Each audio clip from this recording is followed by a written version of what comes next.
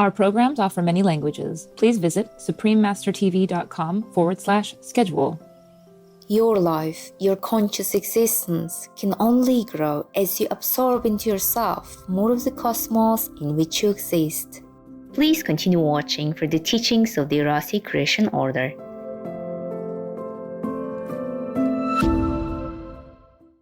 People in fertile Gagauzia want to bring joy to your day with salam, which is hello in the Gagauz language. Positive viewers, I'm Daria. The God-trusting citizens of Gagauzia send you affection and wish your lives to be blessed with happiness and peace.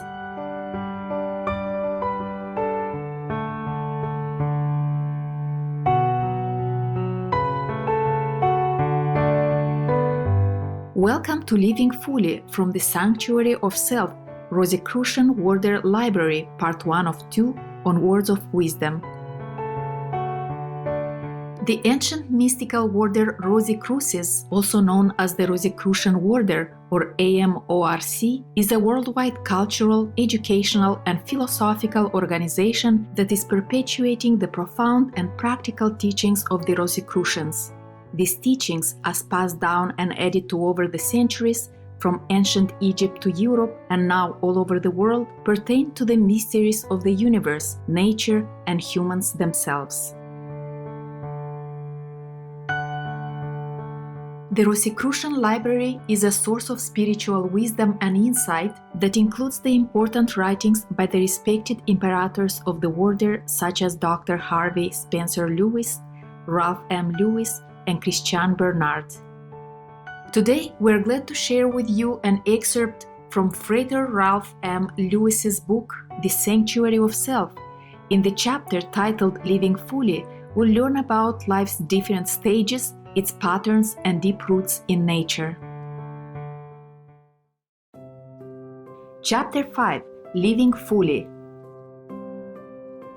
Epictetus states, life is indifferent. But he also asserts that the use of life is not an indifference. This may be interpreted to mean that life fulfills its function of generation and of the development of living things indifferently, insofar as the individual is concerned. Life follows a law of order and necessity in its creating. That is all one may expect from the physical aspects of life. When you reach maturity, or when you have procreated, or are able to procreate, the physical life cycle is completed insofar as it involves you.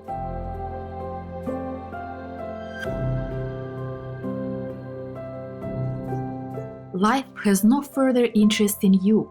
Life is entirely indifferent to whether you succeed in your ambitions or whether you fail. It is indifferent as to whether you experience suffering or happiness. In the nature of life, these factors do not exist. Such values depend upon the manner in which you use your life. Biological excellence exists only in that you are. The excellence of life is in the creation of you or the creation of any living thing.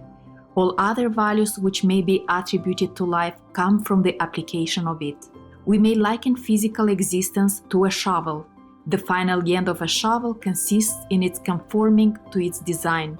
A shovel is always nothing more. Any glory which can be attributed to it must come from its use in the hands of the user. And so, as Epictetus declares, life is indifferent, but the use of life is not. It is also the law of life, we're told in philosophical literature, to copy what follows from nature, that is, to pattern ourselves after it. If we desire every act and every circumstance of our living to conform to nature, it is incumbent upon us to observe nature in her many moods and aspects. We may construe this to mean that nothing exists outside the pale of nature. As we have been often told, there is nothing new under the sun.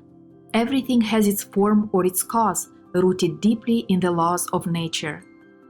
Consequently, it behooves us, if we are to follow the laws of life, to tie fast to nature the elements of our imagination and our plans. The more, in fact, we inquire into the phenomena of nature about and in us, the more doors leading to the fullness of life will be unlocked. We can see this demonstrated about us. every modern invention has its parallel in some existing phenomenon of nature. The camera, with its lens, iris, and even its film, corresponds to the human eye. The telephone receiver, with its oscillating diaphragm, may be likened unto the human ear, which also has its diaphragm and impulses which are carried from it. The most delicate electrical system corresponds to the sympathetic and spinal nervous systems. So, if we wish to expand our living, let us follow nature.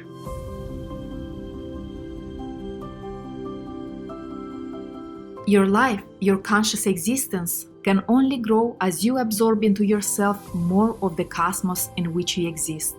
The growth of the conscious life is a kind of accretion. It consists in adding to ourselves the things and conditions which are around us. The conscious life, therefore, may be likened into a living cell. We must assimilate into ourselves, as the cell does, elements of the substance in which we exist, or our life will be exceedingly limited.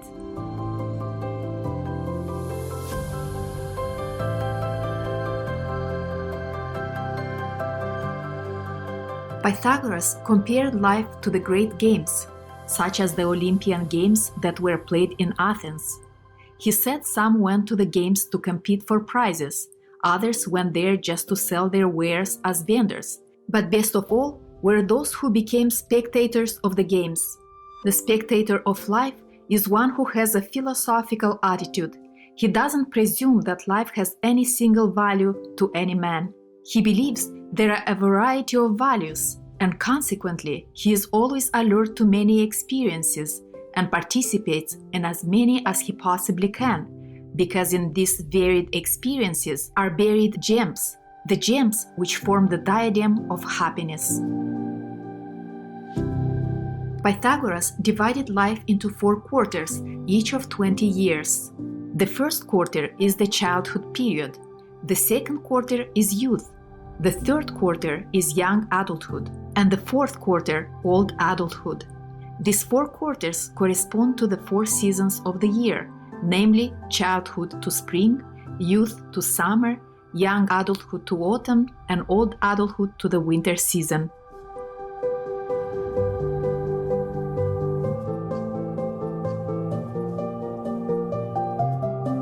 Henry Cornelius Agrippa, born in 1486, was a great occultist, mystic, and philosopher.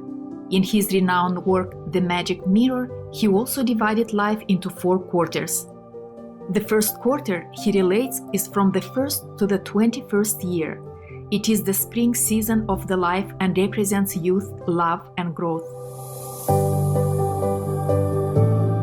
The second quarter is from the age of 22 to 42. It is the summer period. It represents mind, intellect, maturity of thought, adulthood, fruitage, or accomplishment. The third quarter, covering the years from 43 to 63, the fall season of life, he depicts as wealth, physical and mental maturity, and karma. The fourth and last, or winter season, includes the years from 64 to 84 and is the time of the Passover, or the preparation for transition. Each of these quarters of life, he stated, begins with the vernal equinox or spring equinox, the spring period, and each of the quarters of the life ends at the winter solstice about December 21st. The Rosicrucian Library is a source of spiritual wisdom and insight that includes the important writings by the respected imperators of the order, such as Dr. Harvey Spencer Lewis, Ralph M. Lewis, and Christian Bernard. We will now continue with a selection from the chapter titled Living Fully from Frater Ralph M. Lewis's book, The Sanctuary of Self. In this part, the author emphasizes the laws of existence and the importance of maintaining one's balance through the exercise of all our human faculties. Living fully. Henry Cornelius Agrippa also related that man has 3 equal points in his life.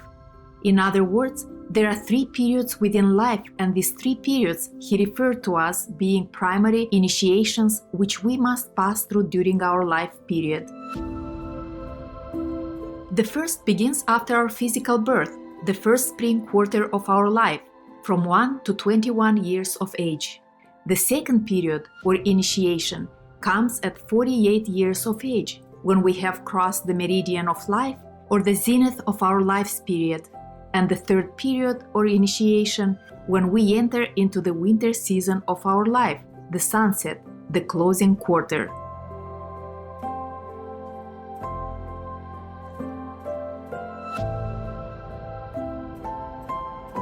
He states that the upright body of the cross symbolizes these quarters of life. For example, the upper point of the cross symbolizes the spring season of life. The left arm of the cross represents the fall quarter, the right arm of the cross, the summer season, and the base of the cross, the winter season, or the close of life.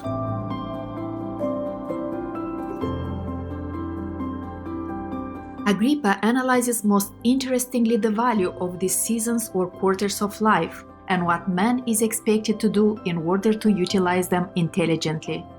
By the time one has attained 21 years of age and has completed the spring season of his life, he should then have received the tools for his future. These tools may be the trade of profession in which he should be trained or prepared, or they may consist of the accumulated experiences of others which were expounded to him by preceptors in schools or universities.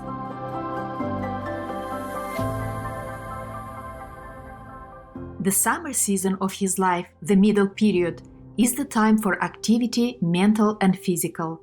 It is a time to produce, namely to create and manifest the ideals which should have been established during the spring season of life. If our products, our achievements during this summer season are not the best, it is probably due, says Agrippa, to our desultory living, to our neglect in preparing ourselves during the spring season of our life. Agrippa states that the winter season, or the sunset years, is the time when man calls a halt to his labors. It is the time to reap the benefits, if any, from what has preceded. He states that this is the time when man strikes a karmic balance. He does not mean that it is a time when we must compensate for what has occurred in previous incarnations, but rather that it is the time we should begin to enjoy the results of thoughtful planning or living, or when we should experience the results of careless living and wasted years.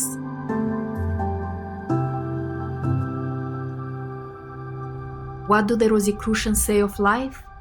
We say that life, physical existence, so far as mankind is concerned, is for a very definite purpose.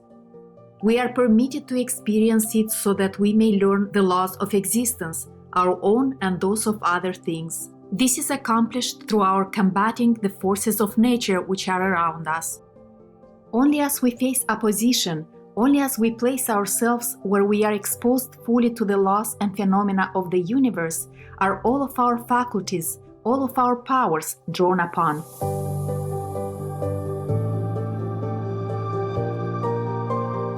One who excludes himself from the world, who becomes an anchorite or a hermit, fails to utilize all of that of which he is capable and consequently learns little of the laws of existence. For analogy, we are given eyes to perceive that substance and matter visually, which might destroy us, crush us out of existence if we could not perceive it. In fact, all of our objective senses, seeing, feeling, tasting, and so forth, are given us because our existence is in those dimensions where we need these senses to cope with other substances, other masses such as ourselves.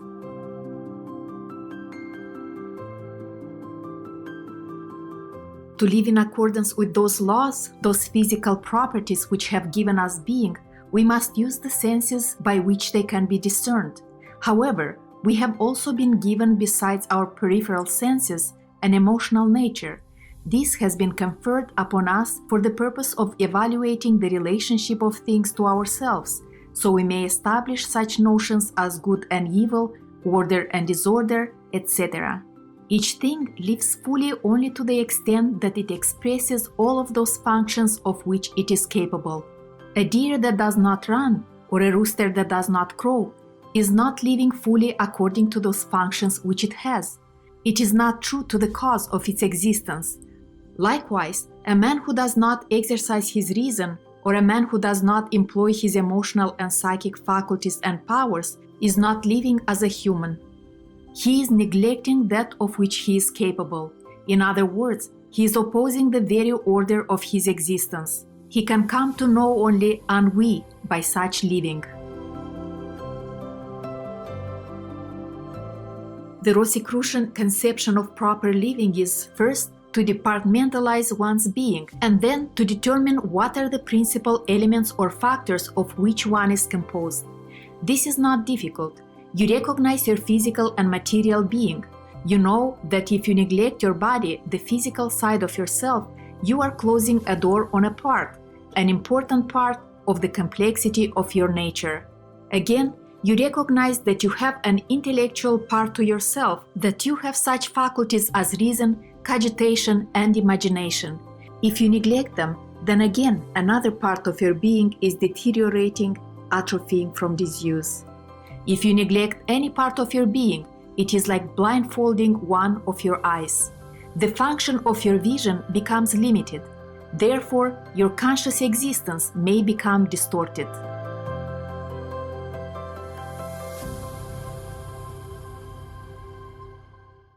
Shining viewers, it was an honor to have your company for today's words of wisdom.